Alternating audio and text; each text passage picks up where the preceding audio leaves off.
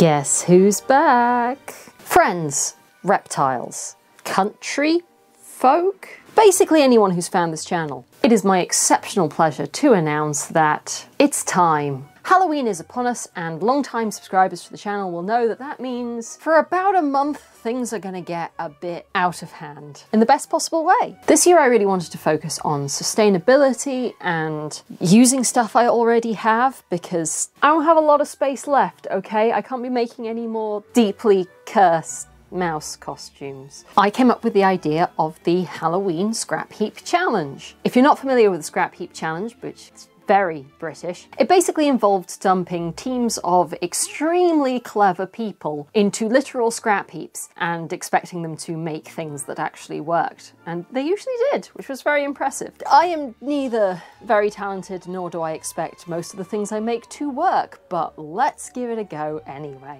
There are 3 basic challenges. 1, make a costume out of only recycled materials. 2, make an item that you will use again out of Halloween decor. And 3, take a mass-produced Halloween costume, ideally second-hand, and make it better, which is the challenge we're going to be looking at today. I bought a 99p costume off eBay, sized for a 14-year-old boy, because that's apparently how big I am. And I'm going to attempt to turn it into something I would not be ashamed to wear to a LARP event. So without further ado, because I'm slightly worried that these candles are going to melt onto my cousin's table, let's get on with it. The slightly underwhelming parcel arrived in the post, so it's time to take a look at what we're working with. It's not terrible. There's some cool moulded foam bone details that I think we'll be able to have a lot of fun with. The robe is very simple, very thin black fabric with a closure in back and a weird grey panel in the front, not sure why that is. There's also this hood cowl thing, and I can exclusively confirm 100% polyester. Giving this a quick try on, it's not that bad at all. The foam is pretty heavily distorted in places and the fabric part is very plain, but I think there's a lot of potential here. This was advertised as a Crypt Keeper costume. Not certain what that means, as it looks nothing like the only Crypt Keeper I know, but I'm sure if it's not nonsense, someone with teenage children will be able to explain it. Length is okay, and they've clearly made some little effort to make it look ragged. First things first, let's get these bones off and see if we can make them a bit more interesting. They've actually been sewn on, which is a smart idea, but fiddly to deconstruct.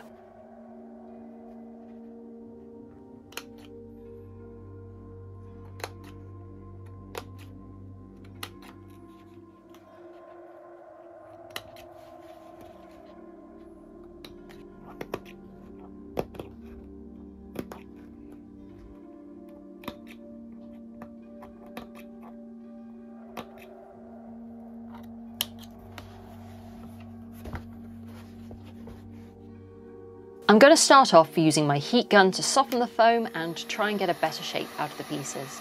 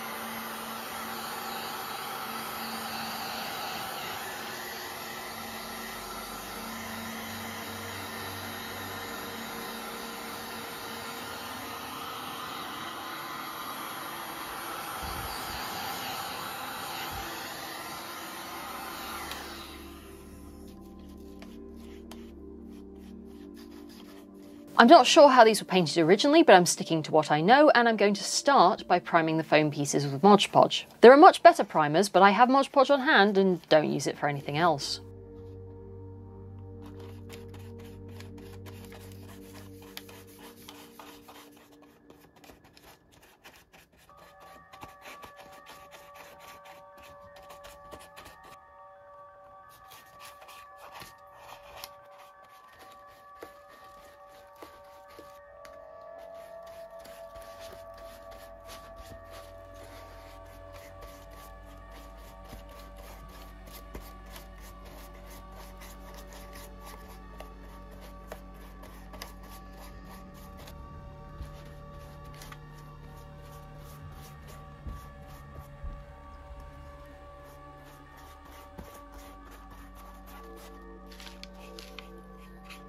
The first paint layer I'm putting down is a very thin greyish yellow. Bones don't age white, so starting from a cream rather than a white base is going to help them feel more realistic.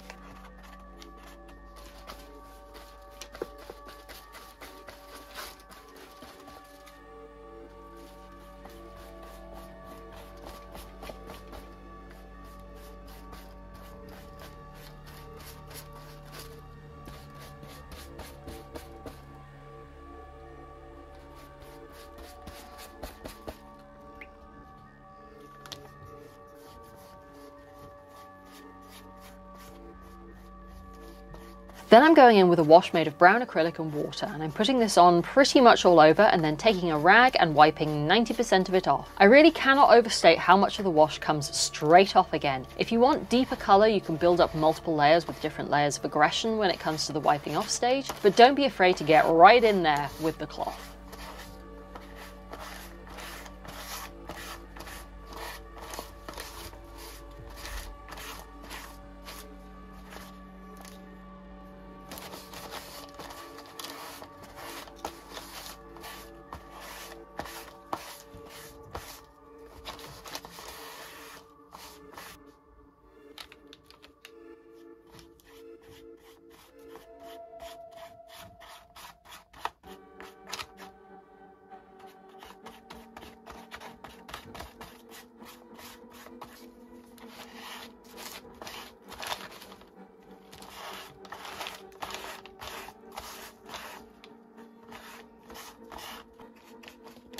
The eye sockets didn't come out quite dark enough, given that they're meant to be deep holes, so I went in and dry brushed a little black on the very deepest parts of the design. And apart from a final layer of Mod Podge to seal, that's it for the foam. Even a very minimal amount of weathering done by a very foolish person like myself can make a huge difference in how the finished item looks. I had an idea I could use a soldering iron to make natural looking damage to the black polyester fabric, but as I wanted to test out the technique before committing to it, I used a part of the hem I knew I was going to cut off. It looks really cool, but can only do small holes and melty bits, so the bigger mechanical damage is going to need some extra intervention. Also, I should not have been doing this straight onto the floor, but don't worry about that. To make the ragged hem, I did the only thing I know how to do, ruin things with scissors. And to be honest, the costume made it easy for me because I knew I didn't want the blunt sections of the ragged hem pattern, so I just got rid of them.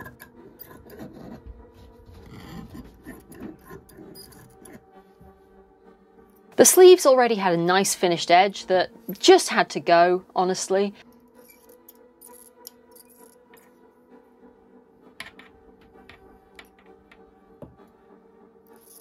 You can make a very uneven and chaotic edge to a cut by playing with the tension on the fabric as you go. The more unpredictability you can introduce to the process, the less regular the results will be.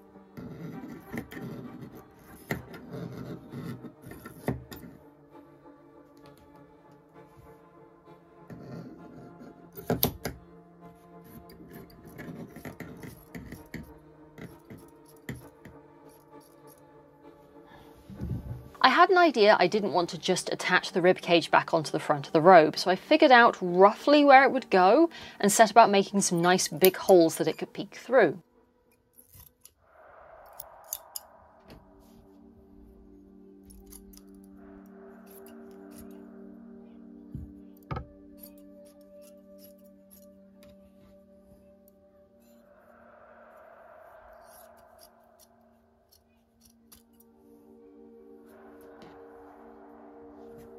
Not forgetting about the little hood, that's getting the same treatment.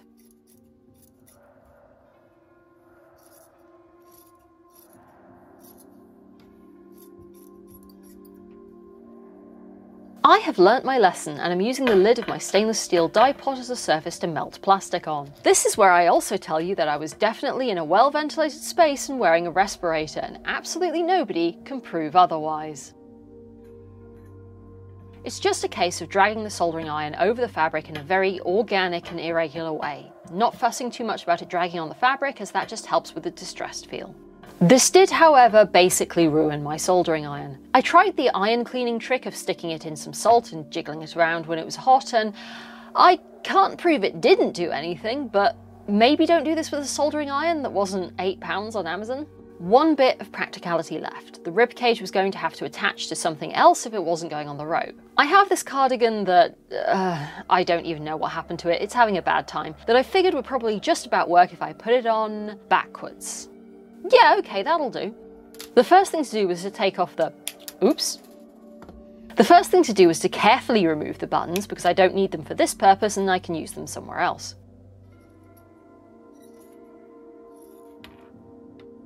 Then I dropped the neckline because otherwise it would choke me, and I also distressed the lower part of the sleeve a little because I am pretty sure that part of my hilariously long noodle arms will poke out of the robe's sleeves.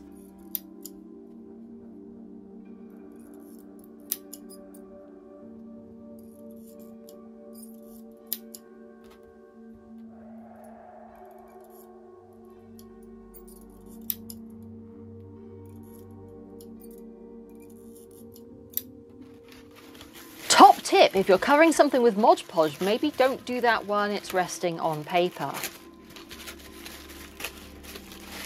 Anyway, with the ribcage liberated, it was time to relocate to the only place in my house with plug sockets and mirrors, my bedroom. Why plug sockets and mirrors? Because I am hot gluing the foam bones onto the costume while I am wearing the costume. This proved to be quite tricky to do and even trickier to film. I burnt my fingers a lot.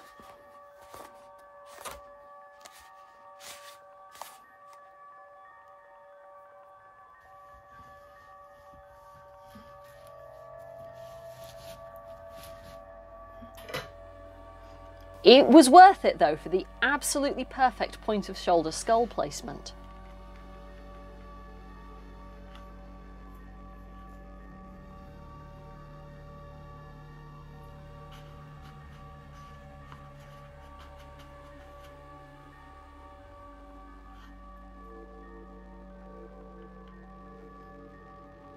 The robe was still lacking something, so I dug into my scrap boxes. Don't keep scrap bits of fabric unless you absolutely have projects to use them for that you're actually doing. I do patchwork, that's my excuse. And I sorted out a couple of long strips for backing and an enormous pile of jagged, toothy rags.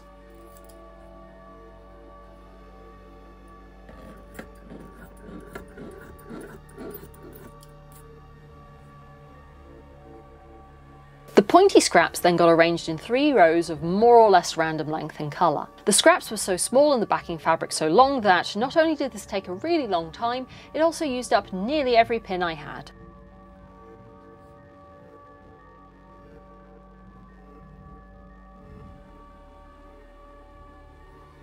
Can you spot any remains from projects you recognise?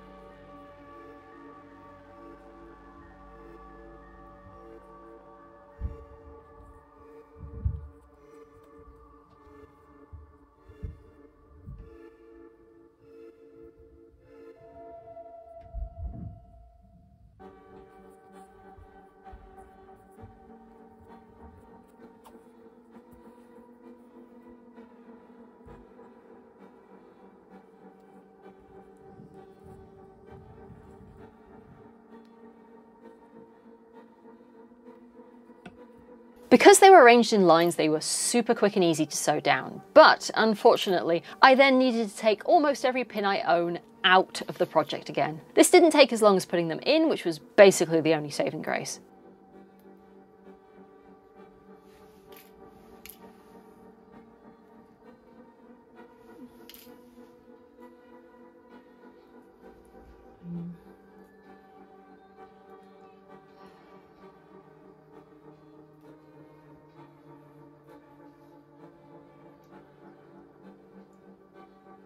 I considered a few ways of invisibly attaching these backing strips to the inside of the costume and then remembered this is a 99p Halloween costume, I don't need to do invisible hand finishing, and used a glue gun.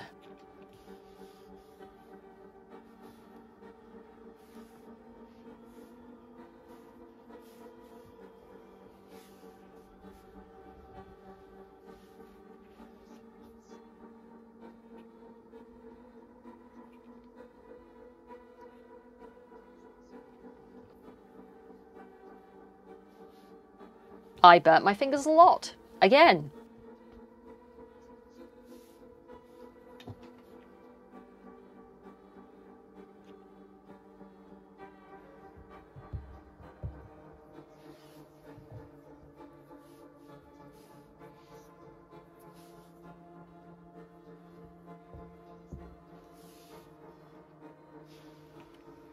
To tie everything together, I also put some more scraps onto the skulls, like little wigs, and onto the hood as well, which means all I needed was some makeup and we should be good for...